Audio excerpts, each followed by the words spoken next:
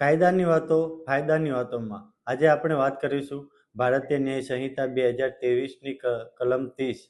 નમસ્કાર, હું છું એડવોકેટ નરહદાન ગઢવી. તો કલમ 30 કે જે કોઈ વ્યક્તિના ફાયદા માટે તેની સંમતિ વિના શુદ્ધ બુદ્ધિથી કરેલા કૃત્યની જોગવાઈ કરે છે કે જેની અંદર સંજોગો એવા હોય કે સંમતિ આપનારનું કોઈ વ્યક્તિ માટે અશક્ય હોય અથવા તે વ્યક્તિ સંમતિ આપી શકે તેમ ન હોય અને તેના કોઈ વાલી અથવા તેના કોઈ કાયદેસરના હવાલો ધરાવતી બીજી વ્યક્તિ ન હોય કે જેની પાસેથી ફાયદા માટે કોઈ કૃત્ય કરવાની સમયસર સંમતિ મેળવવાનું શક્ય હોય તો તે વ્યક્તિની સંમતિ વિના પણ શુદ્ધ બુદ્ધિથી તેના ફાયદા માટે કરેલા કૃત્યની તેને જે હાનિ થાય તે માટે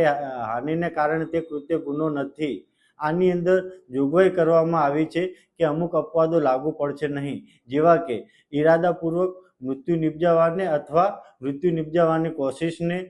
જેનાથી મૃત્યુ નિપજાવવાનો સંબંધ હોવાનું કૃત્ય કરનાર વ્યક્તિ જાણતી હોય અને જે કૃત્ય મૃત્યુ અથવા મહાવ્યથા થતી અટકાવવા અથવા તો ગંભીર રોગ અથવા અશક્યતા દૂર કરવાના હેતુ સિવાય બીજા હેતુ માટે કરવામાં આવે તેને